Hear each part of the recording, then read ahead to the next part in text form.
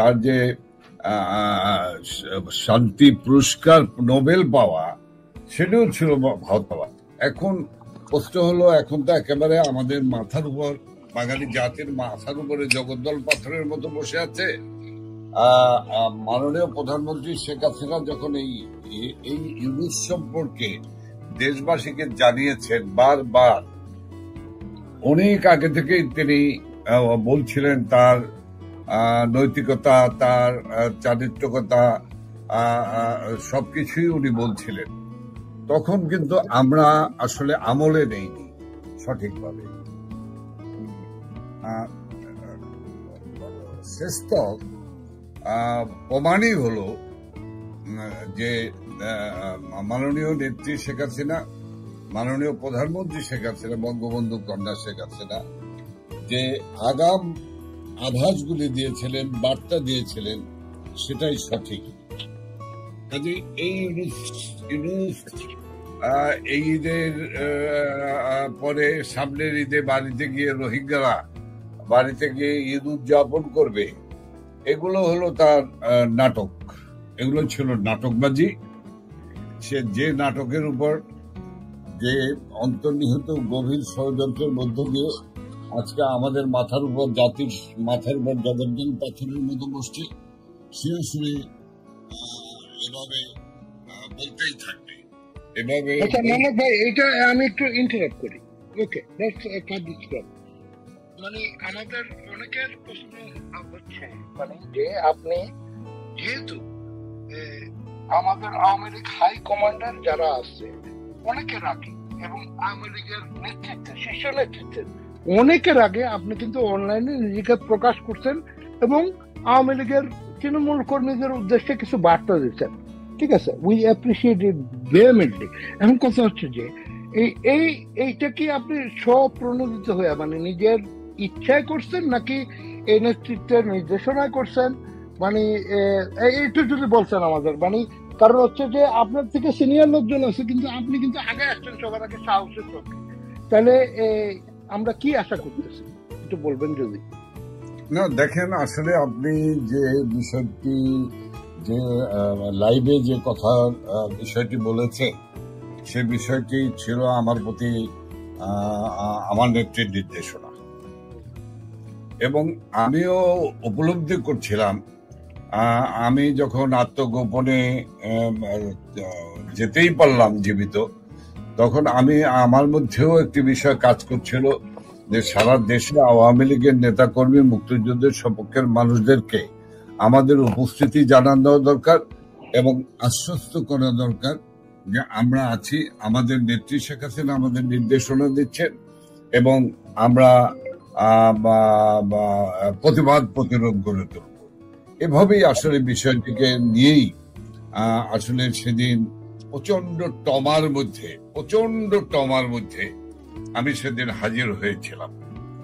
আমার সেই কথা বলার মধ্যে হয়তো কোনো ত্রুটি বিচ্যুতি বা ছন্দপতন থাকতেও পারে, কিন্তু আমি বলবো যে আমি একদম চূড়ান্তভাবে, একদম চরম অবস্থায় আমি যখন আমরা সাহসিকতা হিসেবে দেখতেছি মানব ভাই, কারণ হচ্ছে যে আপনি কাগজ পড়েও যদি কথা বলেন, আমাদের মনে হয়েছে একজন তো আসলো আমাদের সাথে, আর তো কেউ নাই। ওই জায়গাতে আপনাকে আমরা অ্যাপ্রিসিয়েট করে সম্মান করি। Thank you. অনেক ধন্যবাদ।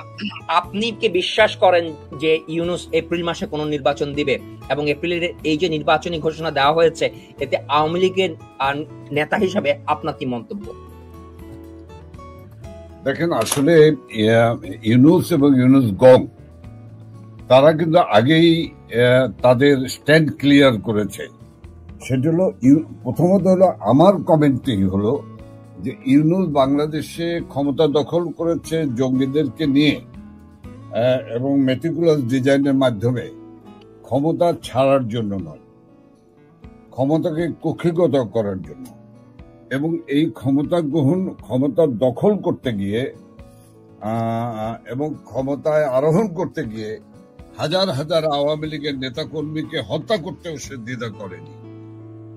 লক্ষ লক্ষ আওয়ামী লীগের নেতাকর্মীর বাড়িঘর জ্বালিয়ে দিয়েছে। লাখো লাখো নেতা কর্মী আজকে কারাগারে, এবং কাজে ইউনূস কিন্তু নির্বাচন দেবার জন্য আসেনি। ইউনূস ক্ষমতা দখল করেছে ক্ষমতাকে আঁকড়ে রাখার জন্য, ক্ষমতাকে দীর্ঘায়িত করার জন্য। এখন একজন রাজনৈতিক কর্মী হিসেবে, সচেতন কর্মী হিসেবে আমার তো প্রশ্ন থেকেই যায়, যারা ইউনূসকে সমর্থন করেছেন, যারা এখন আবার ডিসেম্বরের মধ্যে নির্বাচন চাচ্ছেন, সেই গোষ্ঠীর কাছে যে তারা এই ইউনূসের এই নির্বাচনী মূলায় তারা খেয়েছেন কিনা, বা ইউনূসের যে মূলা ঝুলিয়েছে নাকের ডগায় সেটি বিশ্বাস করেন কিনা। আমি আপনাদেরকে বলে দিতে পারি যে এই ইউনূস কখনোই নির্বাচন দেবে না। কারণ নির্বাচন কেন দিবে? নির্বাচন দিয়ে সে কতখানি লাভবান হবে। নানক ভাইরে একটু ইন্টারাপ্ট করি। নানক ভাই, এই মুহূর্তে আওয়ামী লীগের তৃণমূল পর্যায়ে যে প্রশ্নটা, সেটা হচ্ছে যে আমাদের শীর্ষ নেতৃত্বের অনেক ভুল ভাল ছিল বা অনেক কিছু আমাদের ইফেক্ট করছে। এখন আমাদের কি মনে হয়, আওয়ামী লীগ যদি ফিরে, আমাদের নেতৃত্বে এটা পরিবর্তন জরুরি, নাকি যেমন আছে তেমন থাকতেই হবে? না, দেখেন, নেতৃত্বের পরিবর্তন এটি শুনতে ভালো লাগে, কিন্তু এই মুহূর্তে আওয়ামী লীগ যেখানে রয়েছেন, এর সম্পূর্ণ সিদ্ধান্তের মালিক আমাদের প্রাণের প্রিয় নেত্রী, বঙ্গবন্ধু কন্যা বাংলাদেশ আওয়ামী লীগের সভাপতি, যিনি দলটি সুদীর্ঘ সময় ধরে পরিচালনা করছেন, তার সিদ্ধান্তের উপরে। তবে আজকে যে পরিস্থিতির মধ্যে আমরা আছি, সেই পরিস্থিতিতে কোনো পরিবর্তন মানে এখানে একটু ইন্টারাপ্ট করি জানক ভাই। যেটা হয়েছে যে তৃণমূলের ধারণা যে আমাদের অনেক নেতৃত্ব আসলে মানে সেইভাবে আওয়ামী লীগের মূল্যায়ন করে নাই। হ্যাঁ, তারা মনে করেন ক্রিম চাটা দলের মধ্যে ছিল, বা তো সমুদ্রের মধ্যে দিয়ে অনেক কিছু অর্জন করছে, বা মানে সত্যিকার অর্থে নেতৃত্বের দিকে তাকায়নি। কিন্তু আপনাকে আমি যতটুকু চিনি, আপনি তো মানে তৃণমূলের খুব কাছাকাছি একজন মানুষ। আপনার কি মনে হয়, তৃণমূলের ধারণাটা ভুল নাকি সত্য?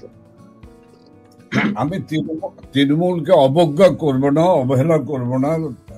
এ ধরনের ধারণার কথা যখন বলছেন আপনি, আমি ধারণাটাকে উড়িয়েও দেব না। তবে তৃণমূল বা তৃণমূল পর্যায়ের কর্মীদের অনেক সময় অনেক কথাগুলি থাকে, যে কথাগুলি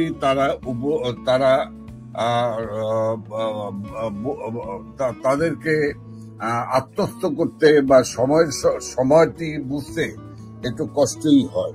আওয়ামী লীগকে নিষিদ্ধ করে কি কেউ কোনোদিন আওয়ামী লীগের রাজনীতি বন্ধ করতে পেরেছে?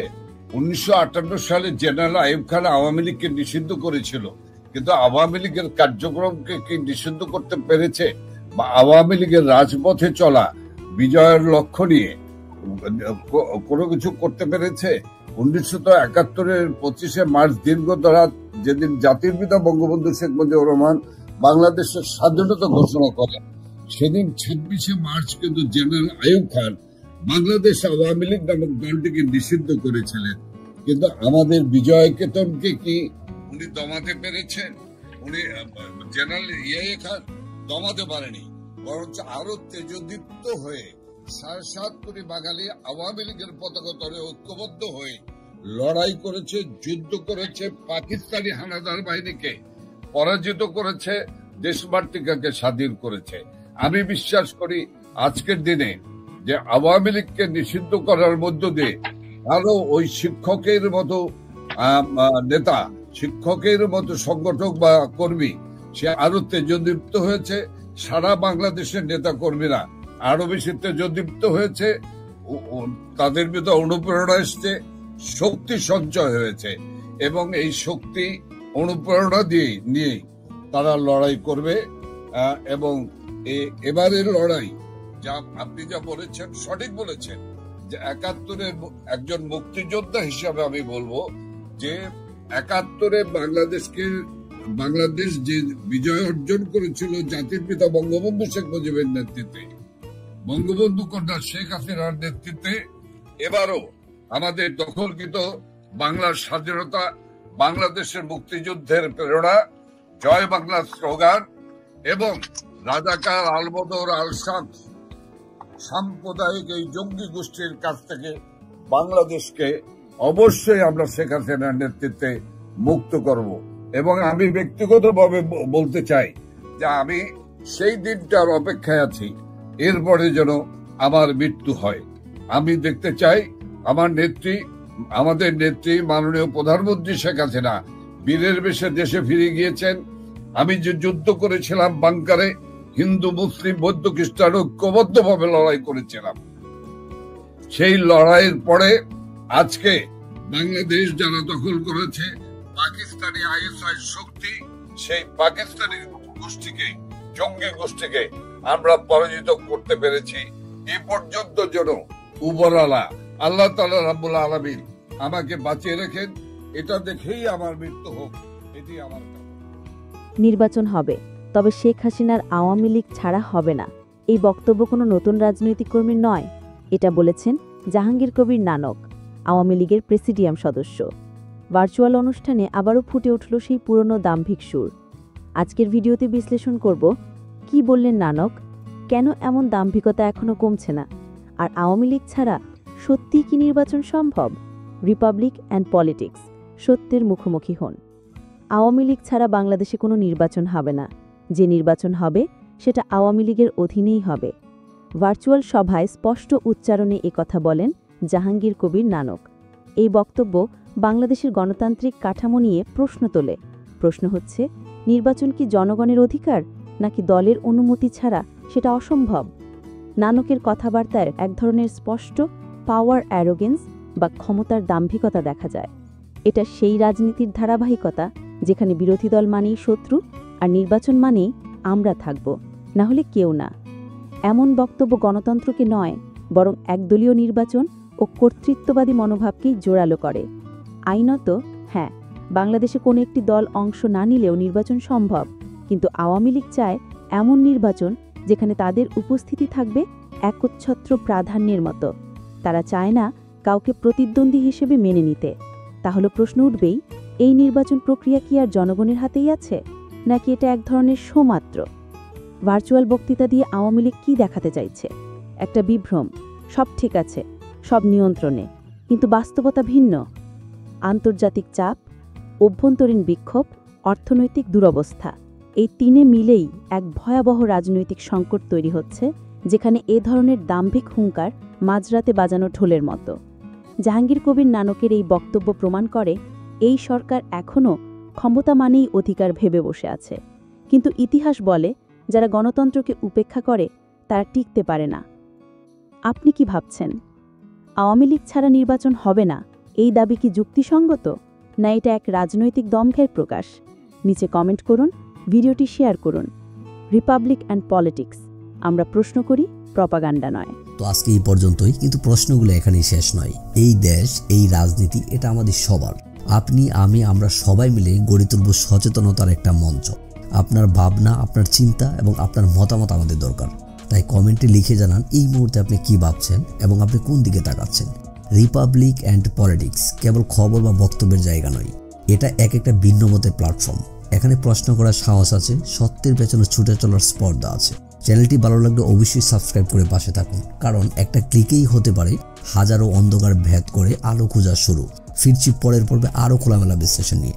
সে পর্যন্ত সবাই ভালো থাকুন, সুস্থ থাকুন। আল্লাহ হাফেজ।